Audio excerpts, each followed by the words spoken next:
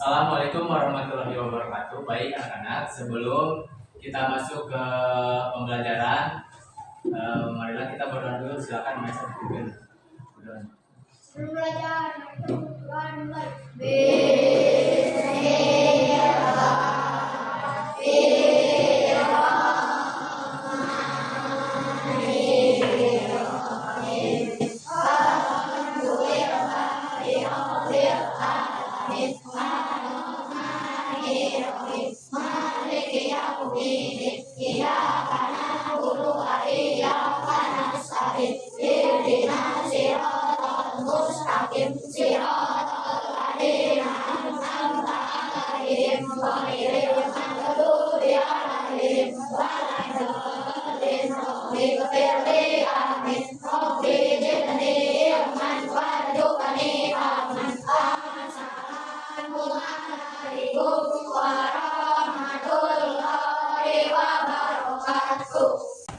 Sekarang kita akan belajar pentingnya air bagi kelangsungan makhluk hidup ya.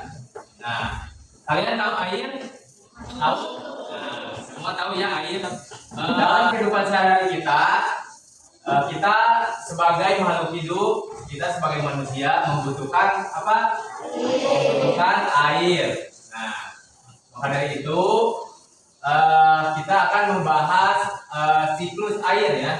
Nah, coba lihat ke depan. Di sini ada pentingnya air bagi kelangsungan hidup makhluk hidup. Nah, makhluk hidup itu apa aja?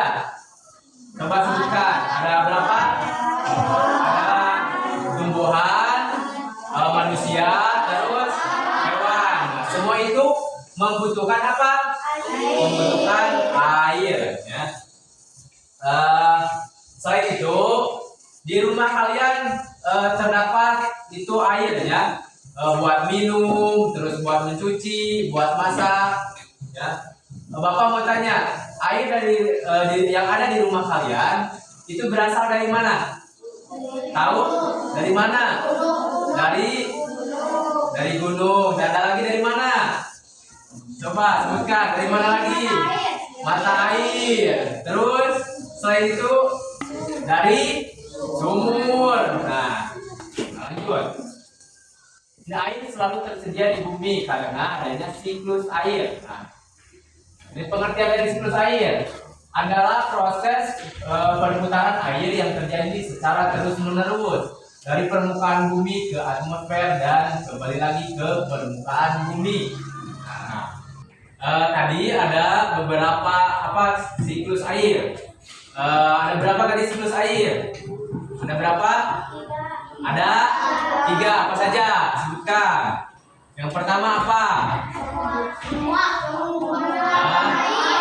Penguapan air apa? Atau apa? Penguapan air apa? Evaporasi. Terus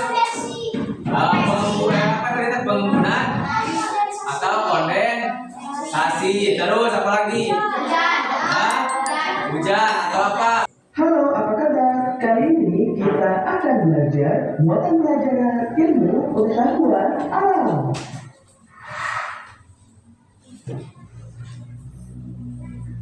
Menjelaskan terjadinya siklus air.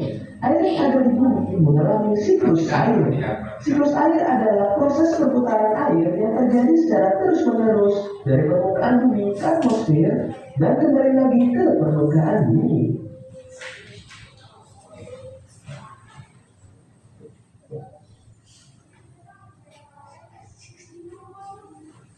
Perhatikan tahapan siklus air berikut. Pertama, penguapan atau evaporasi.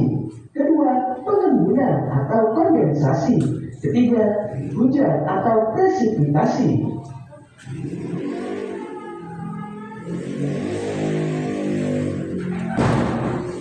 Perhatikan penjelasan siklus air berikut.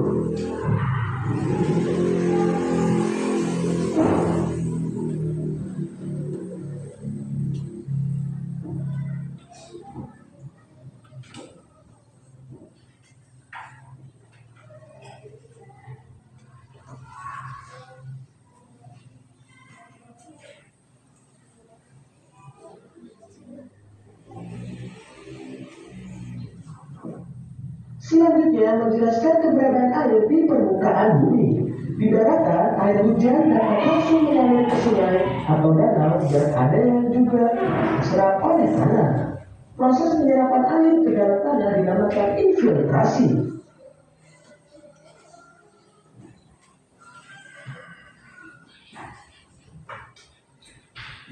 Sungai merupakan sumber air yang baik dimanfaatkan oleh makhluk hidup. Sungai terbentang dari hulu hingga hilir. Hulu merupakan bagian awal terbentuknya sungai. Hulu sungai berasal dari wilayah pegunungan. Bagian hulu biasanya memiliki mata air. Hilir merupakan bagian akhir sungai yang terletak berdekatan dengan laut.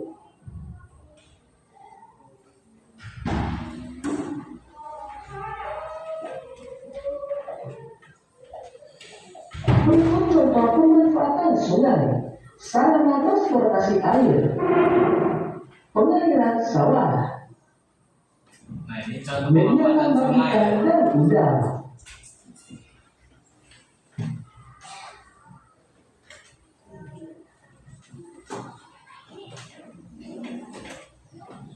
Ayo kerja keras. Selain itu, sungai ada beberapa contoh pemanfaatannya. Apa saja tadi yang ada di video? Apa saja? Tadi apa saja tadi teh? Pemanfaatan sungai. Apa tadi? Pesawahan, betul, pesawahan terus. Apa lagi? Transportasi air. Terus nanti peternakan ikan, ya. Yang pertama sarana transportasi air, apa itu yang ada di gambar? Perahu, ya. Jadi transportasi air, kendaraan air. Jadi kalau rumahnya misalkan dekat sungai yang besar, biasanya transportasinya bukan kendaraan seperti mobil, motor, bukan ya, tapi apa? Perahu. Terus apa lagi? Ada lagi yang di depan, pengairan sawah. Nah, di kita ada sawah? Ada? Siapa rumahnya yang dekat sawah? Angkat tangan rumahnya yang dekat sawah. Jimmy, ya. Jadi air sungai itu dimanfaatkan sebagai pengairan sawah. Jadi biasanya air dari sawah itu dari sungai, ya, berasal dari sungai. Terus media tambang ikan dan udang. Di sini ada yang punya kolam ikan. Siapa yang punya kolam ikan? Mesa punya. Nah, biasanya orang-orang yang rumahnya dekat sungai yang besar, biasanya itu peternak bisa dimanfaatkan sebagai tambak ikan dan udang. Kan biasa di kita kalau itu tambak ikan itu di kolam, ya, di empang. Nah, kalau rumahnya yang dekat sungai itu biasanya di pinggir-pinggir sungai. Nah, ada tambak abang. Mau tanya, biasanya kalian di rumah air itu berfungsi sebagai apa? Nah, tugas kalian coba tuliskan fungsi air bagi manusia, ya. Jadi kalian tulis ini di buku tulis kalian, fungsi air itu apa? Apa sih fungsi air? Di depan sebutkan ke teman-teman. Perhatikan semuanya. Coba Sony sebutkan. Yang pertama, fungsi air bagi Sony apa? Untuk minum. Terus merebus apa? Merebus air. Merebus apa? Mandi. Terus masak mie. Ada lagi? Cuci baju. Terus ada lagi? Dan untuk kopi. Ya, tepuk tangan untuk Sony. Pembelajaran ini cukupkan sekian. Sebentar lagi istirahat, ya. Cukupkan sekian. Terima kasih atas perhatiannya. Wassalamualaikum warahmatullahi wabarakatuh.